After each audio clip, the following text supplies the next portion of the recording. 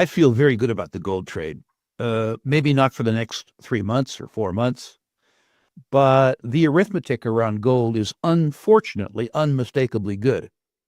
I say unfortunately because the set of circumstances that makes the gold trade work well generally makes other parts of your life work less well. And my life is very good. I would just as soon it didn't change. Thank you. But let's look at some of that arithmetic, Steve. I think it's very clear, particularly in the last 6 weeks, that the U.S. dollar continues to be the world's reserve currency. Money is flooding into the United States from around the world, perhaps or perhaps not, as a consequence of what they think our president might do. But irrespective of your politics, no one can deny that money is flooding from markets all around the world into the U.S. market. So the U.S. dollar continues to be the world's reserve currency. As Doug Casey is famous for saying, the worst currency in the world with the sole exception of all of the others. But let's look at the U.S. dollar in isolation, not relative to other currencies. Let's look at the arithmetic around the guarantor of the U.S. dollar, the U.S. federal government. First of all, Steve, the on-balance sheet liabilities of the U.S. government, that is, the money that we owe to the bondholders, now exceeds $36 trillion, or $29 trillion, net of the Treasury's own holdings of Treasury bonds.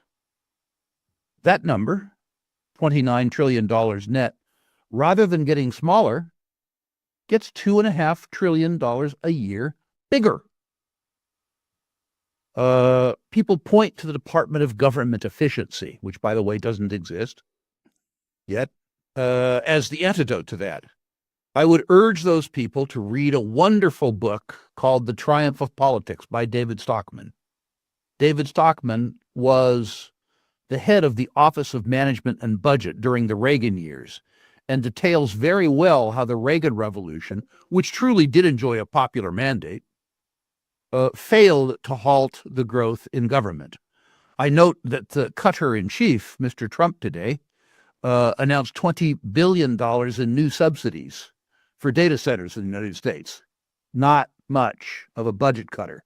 Where will he get the money? Perhaps from taxpayers in Greenland, at any rate.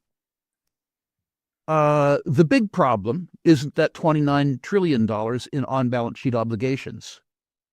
The net present value of unfunded off-balance sheet liabilities, Medicare, Medicaid, Social Security, federal government pensions, military pensions, exceeds, by the estimate of the Congressional Budget Office, $100 trillion.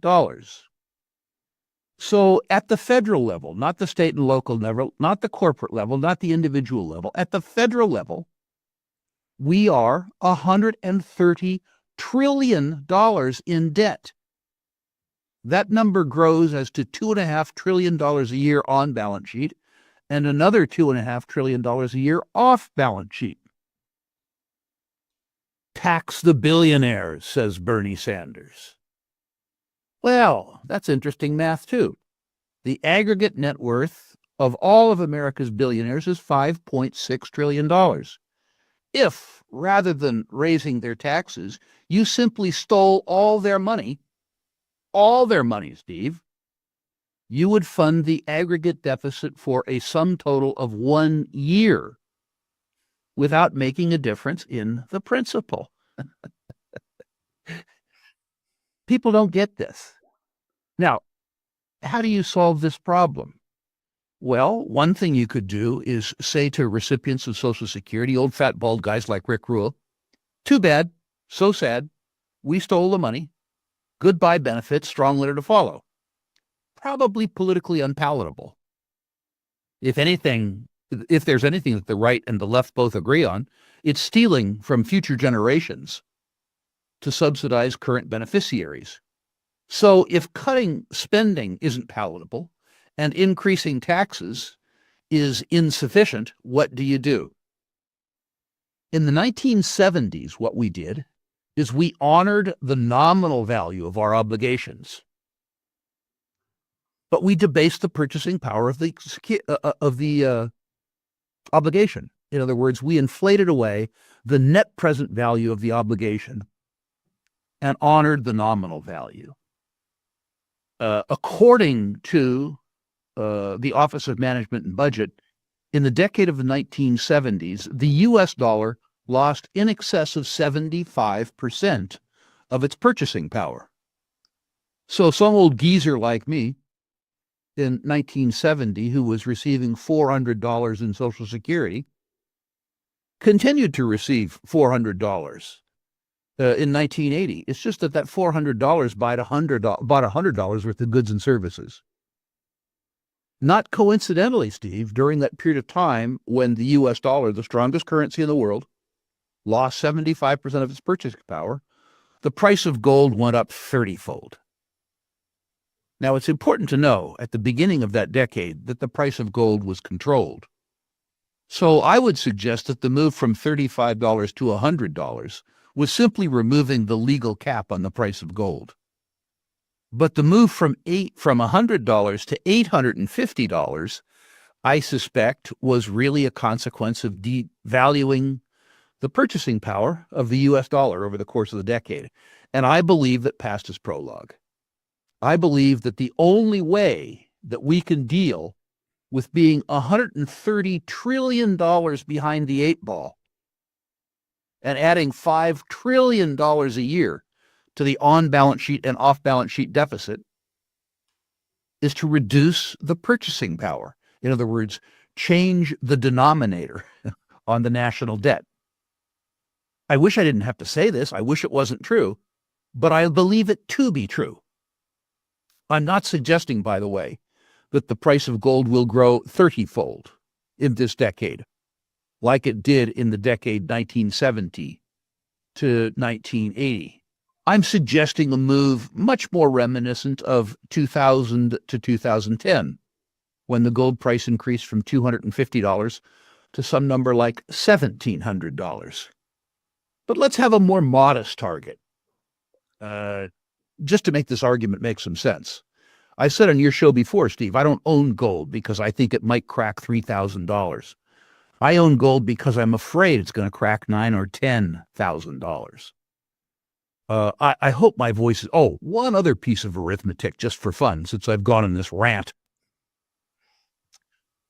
The market share of precious metals and precious metals securities is at an all-time low in the United States. Less than 0.5% of savings and investment assets in the United States economy are denominated in precious metals or precious metals-related securities, which is to say the market share of precious metals and precious metals-related assets is less than 0.5% of total savings and investment assets. The 4-decade mean, according to J.P. Morgan Chase, is 2%. Gold doesn't have to win the war against the U.S. dollar, or Bitcoin for that matter. Gold doesn't have to replace the 10-year treasury. All gold has to do is return to the 4-decade mean. If it does that, demand for the stuff grows fourfold. What do you do when demand increases fourfold and supply increases by 5 or 6%? I would suspect that the price goes up. But I'll leave that to your listeners to decide. That's my suspicion. One of the nice things about gold, Steve, is that in those odd periods when you have a gold bull market, if you think of gold as insurance, a fairly small premium goes a very long way. If in the decade of the 1970s, at the beginning of the decade, one had 5% of their net worth in gold, despite the fact that the treasury market got decimated and the stock market fell as well, you would have come out of the decade having just 5% of your assets in gold, maintaining your purchasing power. You don't have to have 100% of your assets in gold. A fairly small allocation in the event of the circumstances that I've described buys you an awful lot of protection.